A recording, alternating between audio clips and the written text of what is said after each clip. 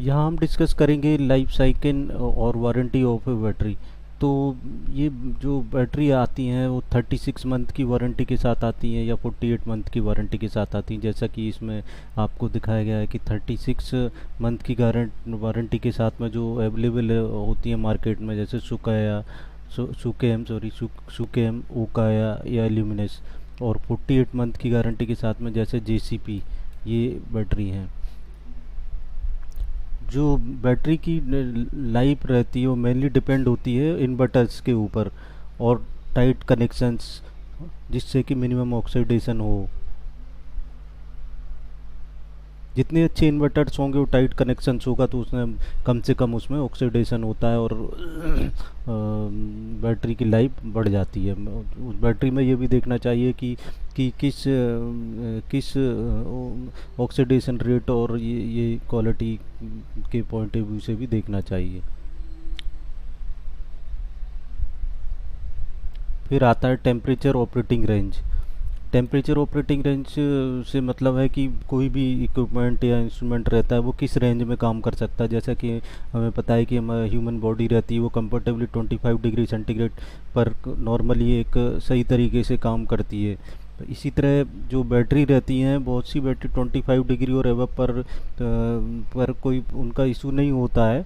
But जो temperature 6 degree से नीचे जाता है तब बैटरियों में प्रॉब्लम हो जाती है, जाम होने लगती हैं बैटरियाँ, तो उन्हें अपने परफॉर्म करने में प्रॉब्लम होती है। बट ये जो लेड एसिड बैटरी है वो उसका temperature range -15 degree to 60 degree centigrade तक होता है। इवन साइबेरियन कंट्रीज़ में भी ये लेड एसिड बैटरी बहुत अच्छे से परफॉर्म करती है।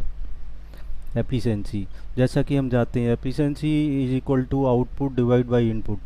तो इसमें ये एफिशिएंसी का फॉर्मूला है। एफिशिएंसी हमेशा यूनिटलेस होती है। कोई भी मशीन है वो 100% इफिशियंसी तो दे ही नहीं सकती, जैसा कि ह्यूमन बॉडी भी है, फूड सप्लीमेंट लेने के बाद भी, सब कुछ लेने के बाद भी 90% तक ही काम कर पाती। कुछ ना कुछ लॉसेज उसमें बॉडी में हो ही जाते हैं। सोलर बैटरियों के ऊपर एफिशिएंसी जो होती है वो 80 to 90% लिखी हुई होती है। कैलकुलेशन पर्पस के लिए हम एफिशिएंसी सोलर बैटरी की 90% लेंगे और बेटर कैलकुलेशन और बेटर रिजल्ट के लिए हम 85% इसको कंसिडर करेंगे। फिर आता है बैटरी रेगुलेटेड एफिशिएंसी। तो ये क्या होता है? इसको जनरली हम डब्ल्यू एच एनर्जी कैपेसिटी से लिंक करते हैं। बैटरी की जो रेगुलेटेड एफिशिएंसी है उसे हम यहाँ इसको समझेंगे। मान लीजिए बैटरी है, उसमें हमने इनपुट दिया और उससे कुछ आउटपुट ले रहे हैं। अब बैटरी की जो सोलर बैटरी है इसकी हमने एफिशिएंसी मान लीजिए 90% ली, तो इसमें हम इसकी एफिशिएंसी 0.9 यहाँ पर रख रहे हैं।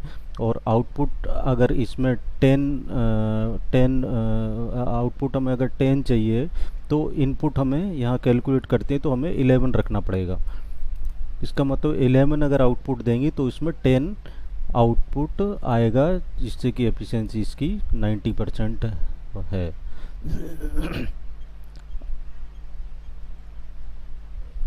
अब यहाँ पर हम एक कैलकुलेशन कर रहे हैं जिसमें डब्ल्यू एच कैपेसिटी और ए एच कैपेसिटी के बीच में हम कुछ रिलेशन निकालने की कोशिश कर रहे हैं। तो डब्ल्यू एच जैसे पता है हमें, पावर मल्टीप्लाई आवर्स है, और W H capacity equal to V I hours. तो W H equal to volt amp hours हो गए। इसको डिवाइड बाई अगर वोल्ट से डिवाइड कर देंगे तो ये यहाँ पर हम एक रिलेशन निकल के आता है और वो होता है W H divide by volt equal two ampere hours. ये एक रिलेशन यहाँ पर कैलकुलेट होकर आया है।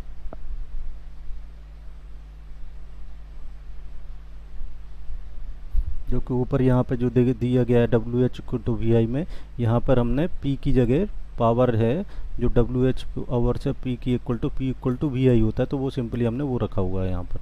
तो W H divide by volt equal two ampere hours, एक जो रिलेशन हमें मिला है यहाँ से। तो एक एग्जांपल देखते हैं।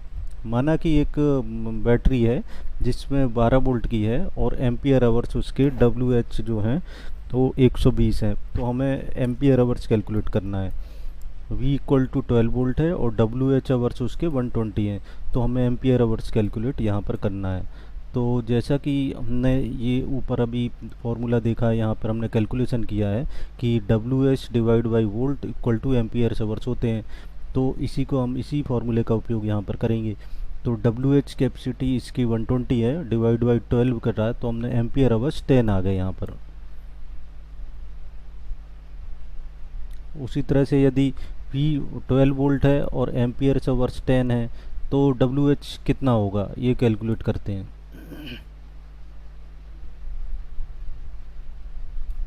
W H equal to M A H multiply V, इस वाले रिलेशन से हमने जैसे यहाँ पर दिया गया है, तो ए एच यहाँ पर 10 है और V 12 है, तो यहाँ पर डब्ल्यू एच कैपेसिटी होगी इसकी 120। ये देखिए यहाँ कैलकुलेट हो गई 120।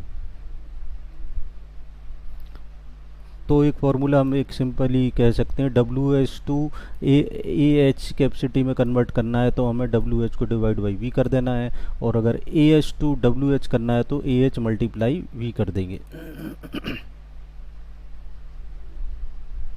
ये एक नोट करने वाले पॉइंट है कि A H capacity link to D O D से होता है,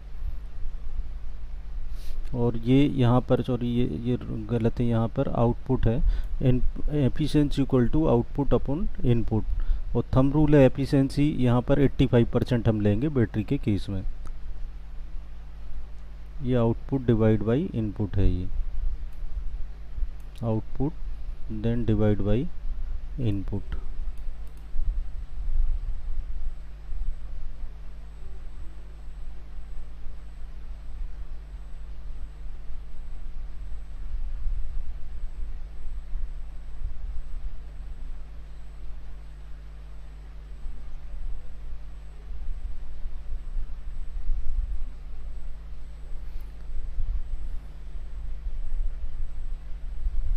अब हम डिस्कस कर रहे हैं battery connection and their impact. Battery के जो कनेक्शन किए जाते हैं तो उनका क्या इम्पैक्ट होता है, अगर उनको हम कनेक्ट कर रहे हैं या एक से अधिक बैटरियों को कनेक्ट कर रहे हैं तो क्या उनमें इम्पैक्ट आएगा।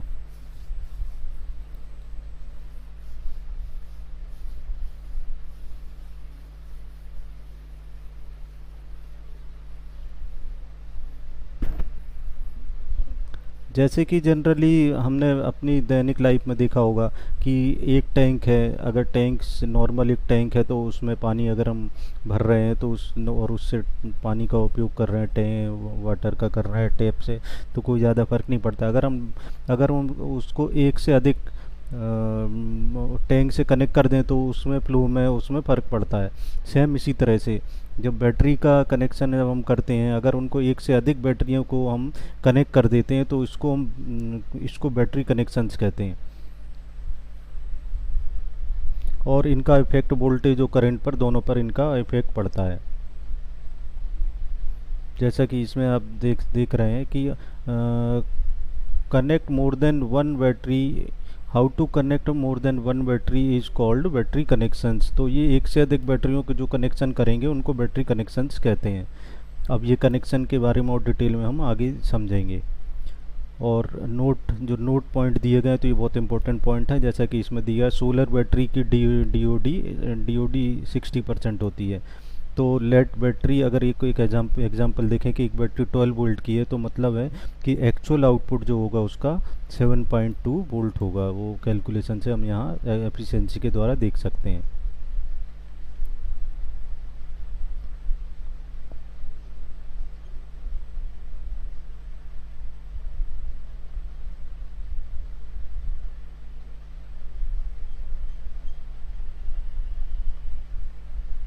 अब हम आते हैं series and parallel connection of battery, जो कि हम अभी बात कर रहे थे। तो ये बहुत ही इंपॉर्टेंट रिलेशन है और ये कनेक्शन करने में सोलर में बहुत उपयोग आता है। तो ये बेसिक जानना बहुत ज़रूरी है।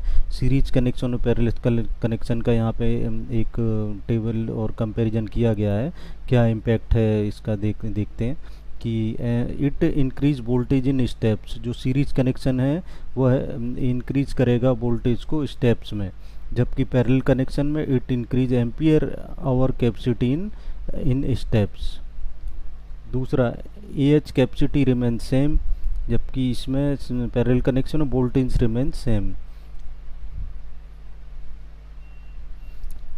Series connection one polarity connects with opposite polarity, always connect parallel में always connect plus terminal with plus battery and minus terminal with minus battery. ये माइनस कनेक्शन माइनस से इसमें कनेक्ट करना पड़ेगा। तो यदि एक टोटल 3 बैटरियां अगर उनको सीरीज में लगा दिया जाए तो उनका जो टोटल वोल्टेज है वो 36 वोल्ट हो जाएगा। और मान लीजिए उनका अगर एम्पियर आवर्स है तो 100 है तो उनके एम्पियर सेम रहेगा। जबकि पैरेलल कनेक्शन में अगर उनके एम्पियर आवर्स बढ़ जाते हैं, मान लीजिए 100 की एम्पियर आवर्स की है तो 100 करके 3 है तो ये 300 हो जाएगा, बट इनका वोल्टेज रिमेन्स सेम, ये सेम रहेगा। ये 100 प्लस 100 करके ये यहाँ पे 300 है, so ये बाई मिस्टेक प्रिंट हो गया, ये 300 हो जाएगा। और कनेक्शन आप देख रहे हैं किस तरह से करना है, ये फिगर में दिखाया गया है कि इन्वर्टर है, यहाँ पर कनेक्शन है और इनको देखिए ये सीरीज में कनेक्ट किए गए हैं।